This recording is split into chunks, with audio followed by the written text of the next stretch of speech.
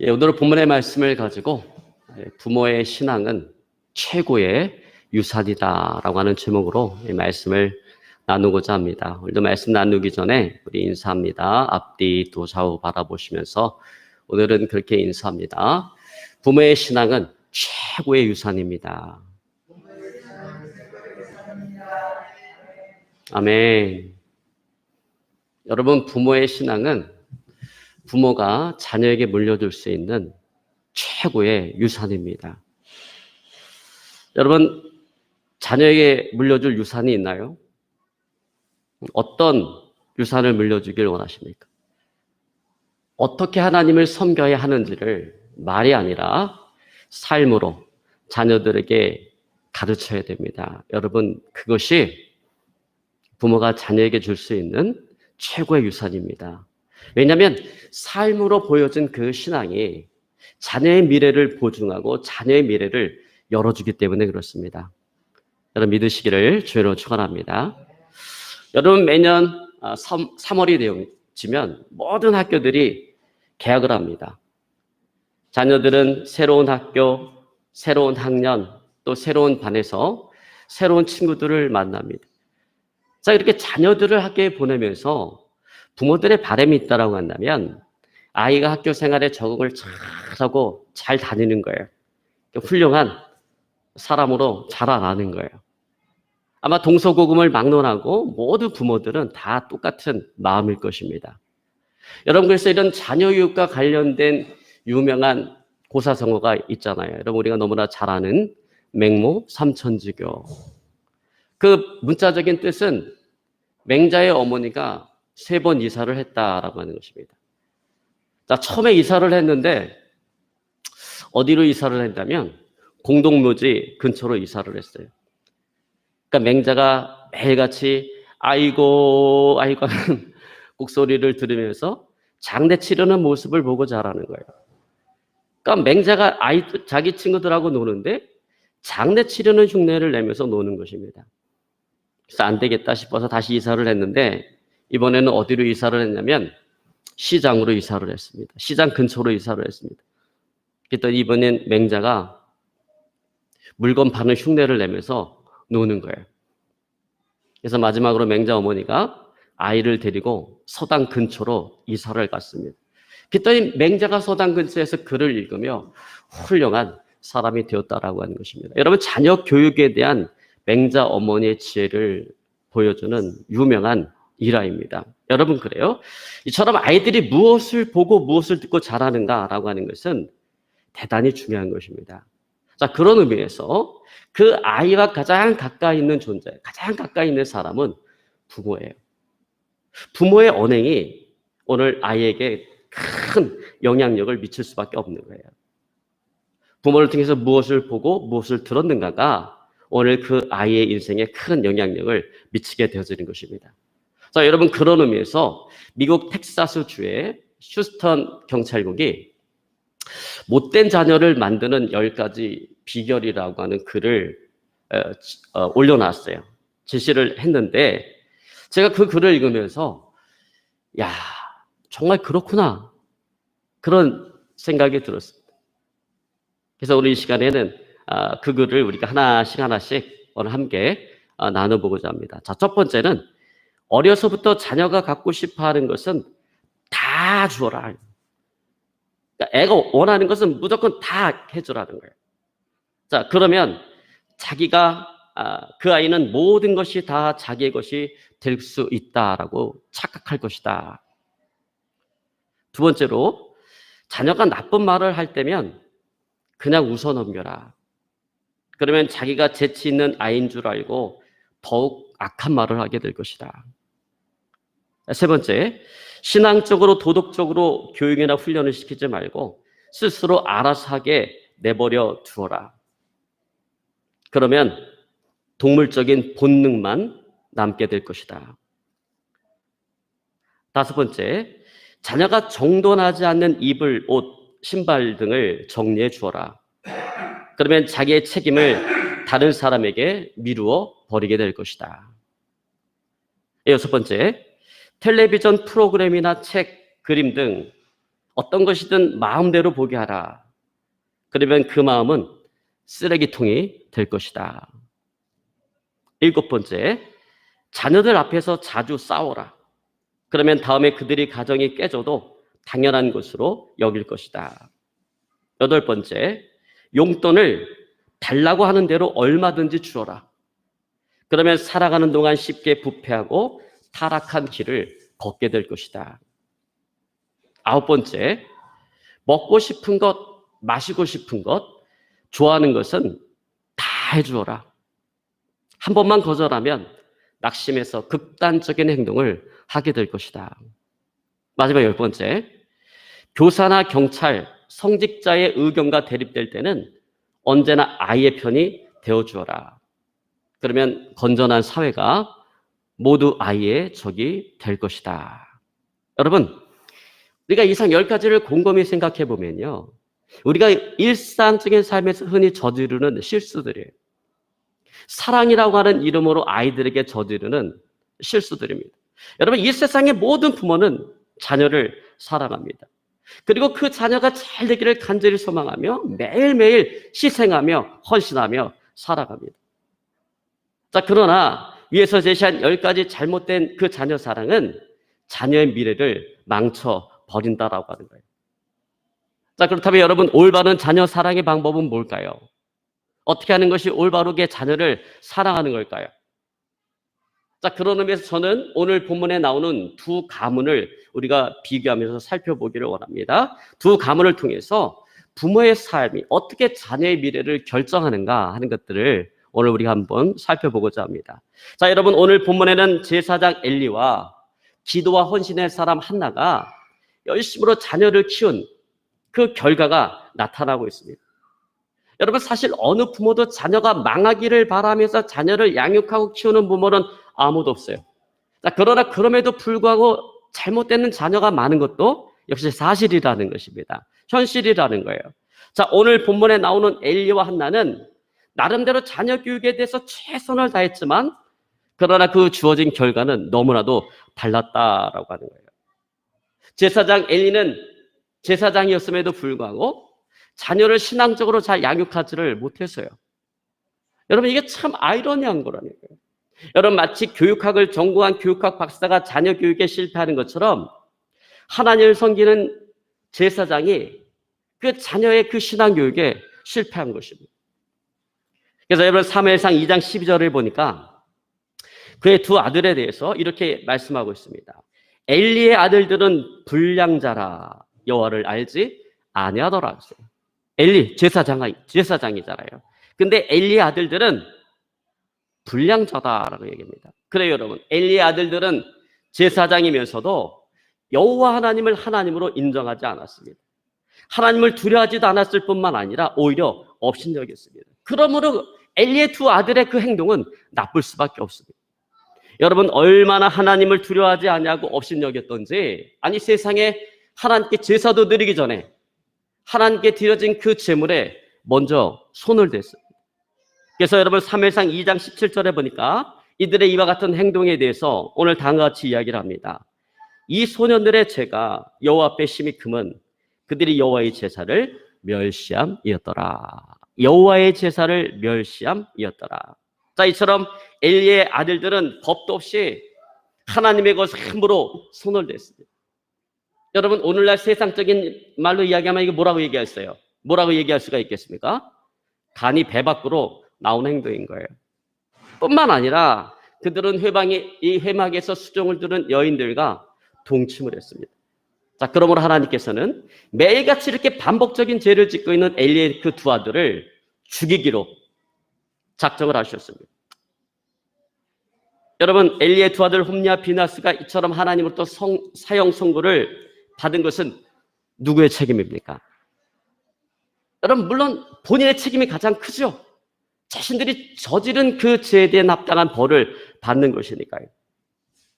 그러나 오늘 엘리의 아들들이 이렇게 되기까지는 누구보다도 그 부모의 책임이 크다라고 하는 거예요. 왜냐하면 아주 패역한 행동을 서슴지 않고 하는 그 두 아들에게, 그 두 아들을 향한 오늘 그의 아버지 엘리의 반응이 너무나 미온적이었기 때문에 그렇습니다. 엘리의 두 아들 홈리와 비나스는 아버지를 따라서 제사장이 됐어요. 왜냐하면 구약시대 제사장은 세습직이에요.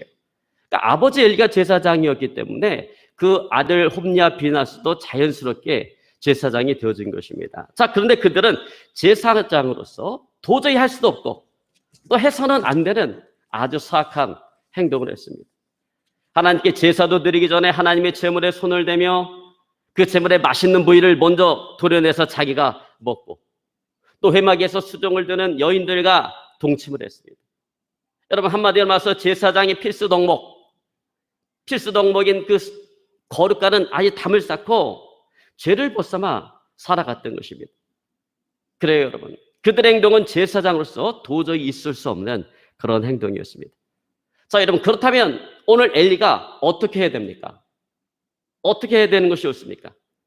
당장 자기의 두 아들 홈리와 비나스의 그 제사장직을 박탈해야 돼요. 그리고 예배, 제사 드리는 장소에는 얼씬도 못하게 하고 근신하고 회개할 수 있도록 엄하게 꾸짖어야 합니다. 자, 여러분, 그렇게 했더라면 최소한 하나님으로부터 사형 선고는 받지 않았을 거예요. 어쩌면 언젠가 다시금 제사장직을 수행할 수 있는 기회가 주어졌을지도 모르겠습니다. 근데 엘리는 그렇게 하지 않았다라는 거예요. 적당한 말로 타일렀습니다. 자, 바로 그러한 엘리의 태도가 오늘 그 두 아들에게는 치명적인 독이 되어졌다라고 하는 거예요. 자신들이 저지른 그 죄의 심각성을 깨닫지 못하도록 만들었습니다. 돌이키고 회개할 수 있는 그 기회를 주지를 못했습니다. 여러분, 저는 여기서 자녀 교육에 대한 엘리의 방법이 잘못되었다라고 하는 것을 이야기하고자 하는 것이 아니에요. 오늘 제가 이야기하고자 하는 것은 엘리의 신앙과 영성이 문제가 있다라고 하는 것입니다. 엘리의 신앙과 영성이 근본적으로 문제가 많다라고 하는 거예요. 왜냐하면 엘리 역시 그의 두 아들 홈리와 비나스가 저질렀던 그 죄에 대한 심각성을 깨닫지 못할 정도로 그렇게 영적으로 많이 어두워져 있었기 때문에 그래요. 여러분, 사실 그의 두 아들이 범한 그 범죄는 적당한 말로 타이를 수 있는 사안이 아니에요. 엄하게 꾸짖고 책망해야 될 그런 사안이다라고 하는 거예요. 근데 그렇게 심각한 사안에 대해서 오늘 엘리는 그렇게 하지 않았다는, 적당한 말로 타일렀다라는 거예요. 얘들아, 그렇게 하면 안 되지? 이렇게 적당한 말로 타일렀다라는 것입니다. 여러분, 그러므로 부모인 엘리의 신앙 역시 온전한 모습이 아니다라고 하는 거예요. 엘리의 영성과 신앙 역시 문제가 많았다라고 하는 것입니다. 여러분, 만약에 부모인 엘리가 하나님 앞에 올바로 서 있고 또 그의 믿음과 신앙이 오늘 하나님께서 받으실 만한 것이었다라고 한다면 분명히 그 두 아들 홈리와 비누아스에게 하나님부터 사형 선고가 내려지지는 않았을 거예요. 어쩌면 부모인 엘리를 봐서라도 언제가 그들에게 다시금 제사장 직분이 지어질 수 있는 기회가 있었을지도 모르겠습니다. 여러분, 우리는 그러한 일을 누구에게서 찾아볼 수 있냐면 다윗과 솔로몬에게서 찾아볼 수 있어요. 여러분, 다윗의 아들인 솔로몬은 그 7세 말기에 엘리의 아들인 홈리와 비누아스가 저질렀던 그 죄와는 비교도 할 수 없을 정도로 엄청나게 큰 죄를 저질렀어요. 거룩한 노성 예루살렘을 우상숭배의 도시로 만들고 이방신을 섬기는 이방 여인을 많은 아내로 두어서 음욕에 빠지고 방탕한 삶을 살아갔습니다. 여러분, 한마디로 말해요. 죽어마땅한 죄를 짓고 살아간 거예요. 근데 그럼에도 불구하고 하나님은 솔로몬에게 긍휼을 베풀어 주셨습니다. 여러분, 그 이유가 뭐예요? 그가 회개해서가 아니에요. 그것은 그의 아버지 다윗 때문입니다. 생전에 하나님을 향한 그 다윗의 믿음과 사랑을 하나님께서 인정하셨기 때문에 그런 거예요. 여러분, 그러므로 열왕기상 11장 11절로 13절은 이렇게 말씀하고 있습니다. 내가 결단코 이 나라를 내게서 빼앗아 내 신복에게 주리라. 그러나 내 아비 다윗을 위하여 내 세대에는 이 일을 행치 아니하고 내 아들의 손에서 빼앗으려니와 오직 내가 이 나라를 다 빼앗지 아니하고 나의 종 다윗과 나의 뺀 예루살렘을 위하여, 뭐라고요? 나의 종 다윗과 나의 뺀 예루살렘을 위하여 한 지파를 내 아들에게 주리라 하셨더라. 자, 하나님께서는 우상 숭배와 방탕에 빠진 솔로몬에게 그 나라를 다 빼앗지 아니하고 그 아버지 다윗을 생각해서 솔로몬이 속한 유다 지파 외에 베냐민이라고 하는 한 지파를 더 주시겠다라고 합니다. 그리고 그것도 솔로몬 당대에 이런 일을 벌이지 아니하시고 솔로몬의 아들 르호보암 때 행하시겠다라고 은혜를 행하시겠다라고 은혜를 베풀어 주셨습니다. 자, 여러분, 하나님께서 이렇게까지 하신 이유는 전적으로 오늘 솔로몬의 아버지 다윗 때문이라는 거예요. 그러니까 하나님께서 보실 때 분명히 여러분 솔로몬이 지은 죄는 엄청나게 큰 죄예요. 그러나 하나님께서 보실 때 솔로몬이 지은 죄보다 그의 아버지 다윗의 믿음과 사랑이 더 컸다라고 하는 거예요. 그래서 솔로몬의 죄가 엄청나게 컸지만 하나님께서는 그에게 긍휼을 베풀어 주신 것입니다. 여러분, 부모의 믿음과 신앙이라고 하는 것은 이렇게 중요한 것입니다. 하나님께서는 부모의 그 신앙생활을 보고 자녀를 불의에서 건지시기도 하시고 또 형통의 복을 주시기도 하시는 것입니다. 여러분, 우리는 이 사실을 또한 사무엘의 어머니 한나에게서 또 찾아볼 수가 있습니다. 기도와 헌신의 사람 한나는 아들 사무엘을 기도를 통해서 얻었어요. 왜냐하면 한나는 자연적으로 임신할 수 있는 여자가 아니에요. 그래서 특별한 기도를 통해서 사무엘을 얻었습니다. 한마디로 말해서 기도를 통해서 기도 응답을 받은 거예요. 여러분, 기도 응답 받으면 기도할 필요가 있을까요? 없을까요? 여러분, 대부분의 사람들이 기도 응답 받으면 기도 안 해요. 화장실 들어갈 때와 나올 때 마음이 다르다고. 일단 기도 응답 받고 나면 기도하지 않아요. 기도의 제목이 있을 때만 기도해요. 그리고 기도 응답 받으면 기도하지 않아요. 원래 상태로 돌아가요. 영적으로 게으른 상태로 돌아가요. 그런데 한나는 그렇지 않았다라고 하는 거예요. 이렇게 기도 응답을 받았지만 이 기도 응답을 받고 난 이후에도 한나의 신앙생활에 변한 것은 아무것도 없었습니다. 사무엘을 얻기 전이나 얻은 이후에나 그는 언제나 여전히 예배생활, 기도생활, 헌신의 생활에 최선을 다했습니다. 여러분, 한나의 같은 신앙의 모습이 저와 여러분 우리의 모습 되어질 수 있기를 주로 축원합니다. 여러분, 하나님은요 언제나 항상 일정한 사람을 좋아했어요. 왔다 갔다 한 사람이 아니라, 뒤집어져 폈다 뜨는 사람이 아니라 항상 똑같은 마음을 갖고 살아가는, 신앙생활하는 그런 사람을 기뻐하십니다. 여러분, 항상 한결같은 마음으로 신앙생활 하시길 주로 축원합니다. 여러분, 우리 항상 한결같아야 돼요. 예배 생활도 한결같아야 되고, 기도 생활도 한결같아야 되고, 헌신의 생활도 한결같아야 됩니다. 여러분, 한결같은 신앙생활 하시기를 주로 축원합니다. 자, 아들 사무엘이 젖을 뗀 후 한나가 하나님 앞에 나름대로 소원한 것이 있었기 때문에 그 소원한 대로 그 아들 사무엘을 하나님의 전에 드렸습니다. 그리고 그 이후에 여전히 한나는 최선을 다해서 하나님을 섬기고 또 하나님께서 주신 자녀를 키우는 데 있어서 열심을 다했어요. 정성을 다했습니다. 자, 여러분, 오늘 본문의 말씀 19절에 보니까 이렇게 말씀하고 있어요. 우리 19절 한번 같이 봅니다. 그 어미가 매년제를 드리러 그 남편과 함께 올라갈 때마다 작은 겉옷을 지어다가 그에게 주었더니, 자, 여기서 보듯이 그녀는 기도응답을 받은 후에도 여전히 하나님 앞에 뭘 드렸다고? 매년제를 드렸다라는 거예요. 한 번도 거른 적이 없다라는 것이 끊임없이 매년제를 드렸다라고 하는 것입니다. 그리고 그때마다 자기 자녀를 위해서 겉옷을 정성스럽게 지어다 주었다라는 것입니다. 여러분, 이처럼 한나는 사무엘을 믿음과 정성으로 키웠던 것입니다. 여러분, 이게 참 중요해요. 여러분, 자녀를 어떻게 키워야 할까요? 믿음과 정성으로 키워야 돼요. 어떤 믿음이에요, 이건? 하나님을 향한 믿음이에요. 일단 부모가 하나님을 향한 믿음이 바로 서 있어야 돼요. 하나님을 향한 믿음과 자녀를 향한 정성으로 키워야 된다라고 하는 것입니다. 자, 여러분, 저는 여기서 오늘 한나의 자녀 교육이 훌륭했다, 제가 그 얘기를 하려고 지금 이런 얘기를 하는 게 아니에요. 오늘 제가 이야기하고자 하는 것은 뭐냐면, 오늘날로 이야기하자면 한나는 비록 평신도에 불과한 사람이었지만 그러나 그의 신앙과 열성은 훌륭했다라고 하는 것입니다. 여러분, 하나님을 대하는 태도, 사람을 대하는 태도를 보면 그 사람의 영성을 알 수가 있습니다. 여러분, 그런 점에서 오늘 한나의 신앙은 훌륭했고 하나님께서는 그 한나의 신앙생활을 기억해 주셨다라고 하는 거예요. 그래서 부모인 한나와 자녀인 사무엘이 하나님께서 주시는 그 은혜와 축복을 받아 누리게 되어지는 것입니다. 자, 여러분, 오늘 본문의 말씀 26절은 또 이렇게 기록하고 있습니다. 우리 26절 한번 같이 봅니다. 이 사무엘이 점점 자라매 여호와 사람들에게 은총을 더욱 받더라. 그렇습니다. 하나님 부모의 신앙생활을 보시고 자녀를 망하게도 하시고 또 형통케 하는 형통의 복을 주시기도 하시는 것입니다. 자, 여러분, 그런 점에서 봤을 때 엘리의 신앙생활은 자녀를 망하게 했습니다. 그러나 한나와 엘가나의 신앙생활은 오늘 사매를 형통케 하고 하나님의 은총을 받는 자로 만들었다라고 하는 것입니다. 여러분, 그러므로 부모인 우리는 신앙생활을 잘 해야 돼요. 여러분, 신앙생활을 잘 하시기를 주를 축원합니다. 여러분, 서울 그 서초에 위치한 연동교회가 있는데 거기에 이성희 목사님이 2대 목사님으로 부임을 했습니다. 목회에 부임을 하고 목회를 하는데 목회를 하면서 참 이해가 되지 않는 부분이 있었대요. 그게 뭐냐면 그 교회 장로님의 자녀들이 이해가 안 되더래요. 장로님의 자녀들이면 신앙생활을 잘해야 되는데 자기가 봤을 때 신앙생활이 영 엉망인 거예요. 복받을 만한 신앙생활이 아닌 거예요.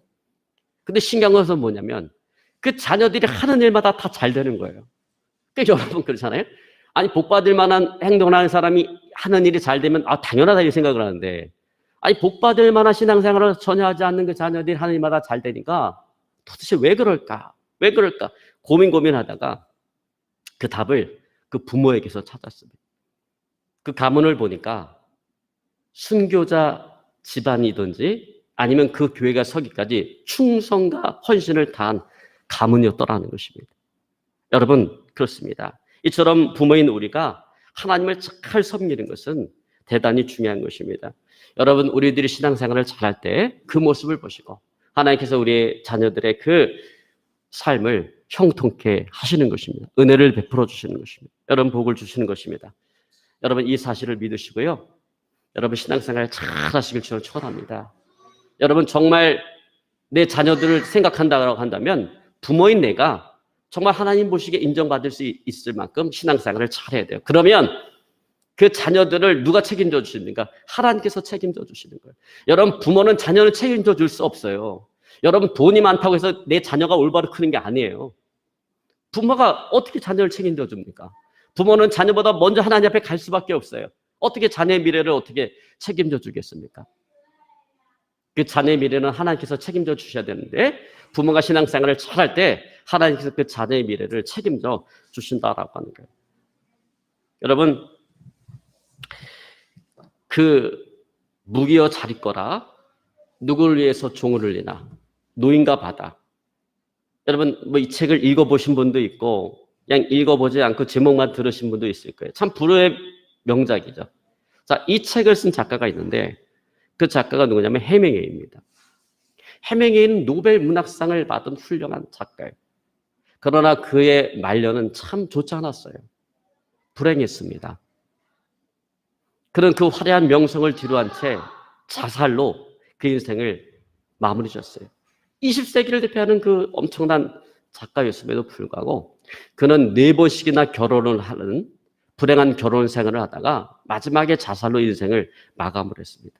자, 그런데 그 작가 해밍웨이가 엽총으로 그렇게 자살을 한 이유는 그의 어머니 영향력 때문이라고 합니다.